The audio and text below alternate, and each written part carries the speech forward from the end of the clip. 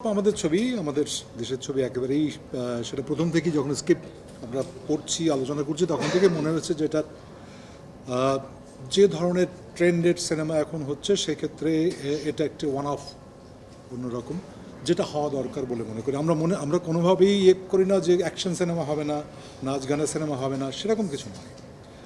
এর মাঝখানেও একটা অন্যরকম কাহিনী আসবে, মনে হবে এটা বাংলাদেশ, তার কালচার, তার মানুষ যেভাবে বেড়ে ওঠা, সবগুলো নিয়েই আবর্তিত হবে। এই ধরনের সিনেমার একটা মার্কেট আছে এবং এই সিনেমার এখন পর্যন্ত যে দর্শক প্রিয়তা, সেটা আমাদেরকে সাংঘাতিকভাবে অনুপ্রাণিত করছে। এই কারণে যে এরকম দেখা দেখি হয়তো আরও কোনো মেকার, কোনো কাহিনীকার, কোনো প্রযোজক এগিয়ে আসবেন এবং আমাদের সিনেমা এগিয়ে যাবে, এটা আমার বিশ্বাস। আমি খুব দুঃখিত তানিমের নামটা ওইভাবে বলিনি, মাপ চাইছি। হ্যাঁ, আমাদের মতো ভূতদেরকে একসঙ্গে নিয়ে এসছে, আমরা একটু যারা 90s-এরও আগে, সেটা ওর একটা ক্রেডিট আছে। এবং স্যার প্রথম যখন কথা হচ্ছিল তখনই বলেছিল যেরকম এখানে প্রত্যেকেই খুব ছোটো ছোটো ছোটো ছোটো এন্ট্রি এবং ওই 90s-এর আবহাওয়াটা নিয়েই যেটা বারবার কথা উঠছে। সো আমরা কিন্তু তানিম নূর ডেকেছে এখানে আমার ক্যারেক্টার কি, চঞ্চল কী করছে, জয়া কতটুকু, মিমি কতটুকু, ও কতটুকু, এরকমভাবে হিসাব কিন্তু করেনি কোনোদিন। তানিম নূর ডেকেছে, একটা ছবি করতে চেয়েছে, অন্যরকম ছবি, যেটা অনুপ্রাণিত হয়েছে ক্রিসমাস ক্যারল থেকে। ওই জন্য আগ পাঁচ কিছু না ভেবেই ওর প্রতি যে বিশ্বাস, যে আস্থা আছে, সেইটা নিয়ে আমরা অগ্রসর হয়েছি। এবং আলটিমেটলি যেটা হয়েছে সেটা হচ্ছে যে আমাকে দেখেন চান্দে পাঠিয়ে দিচ্ছে মোটামুটি,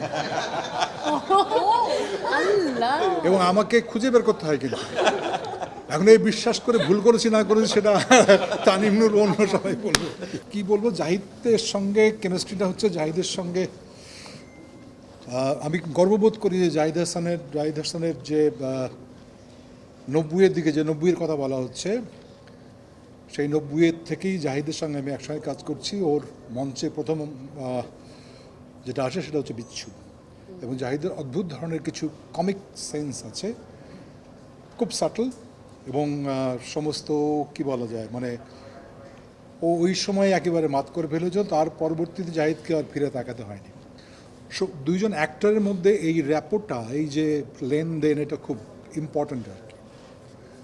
এবং আমরা যখন শুটিং করেছি সেই মুহূর্তে আমাদের বডি লাইন থেকে শুরু করে সমস্ত কিছুই ওইভাবেই তৈরি হয়েছে। আর বিশেষ করে যে সিনটা, যেখানে ভূত ভূত হয়ে আসা এবং আরও ভূত যে আসবে সেটা ইনফরমেশন দেওয়া, সেইটা কিন্তু মানে এমন হয়েছে যে মোটামুটি আমি কি করছি না করছি সেটা জাহিদ দেখেও নি। So that was kind of surprise for Zahid Hasan, যে শেষ মুহূর্তে এসে, আর ডিরেক্টর বলেছিল যে ও আলটিমেটলি একটা চিৎকার দেবে, অনেক ভূতকে দেখে সে ইয়ে দিস, বিশেষ করে চঞ্চলকে দেখে, যা এটা চলে চলে না, এরকম কিছু হচ্ছে। সো আমি বোধহয় একমাত্র ভূত, আমি এখন ছবিটা দেখিনি, আমি বোধহয় একমাত্র ভূত যে ভূত দেখে জাহিদ ভয় পেয়েছে। এবং এমন চিৎকার দিয়েছে, পরে আপনি দেখবেন আমি কানের করতে আসছি আর কি, এবং পরে খাসটা বলে এটা গালি দিছি।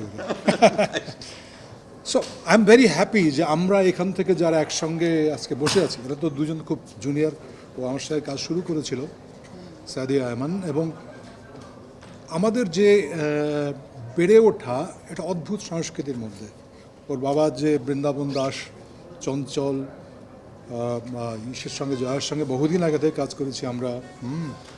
গরম ভাত, নিছক ভূতের গল্প থেকে শুরু করে অনেকগুলো কাজ করা হয়েছে।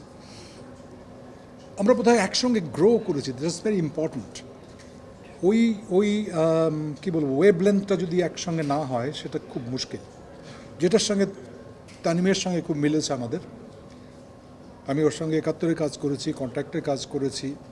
সো এই সাযুজ্যটা খুব প্রয়োজন আর কি, এই যে একই জায়গায় এসে দেখা আর কি। আর আজকের সিনেমা আমি মনে করি যে সবার সিনেমা, একজন ক্যামেরাম্যান বা ডিওপি যেমন কাজ আছে, একজন আর্ট ডিরেকশনের যেমন কাজ আছে, একজন মেকআপ আর্টিস্টের যেমন কাজ আছে, তারপরে কস্টিউম যিনি করেন সেই কালার স্কেমিংগুলো থেকে শুরু করে সমস্ত কিছুই। সো আই থিঙ্ক উৎসব is a total cinema, not that শুধু উৎসব।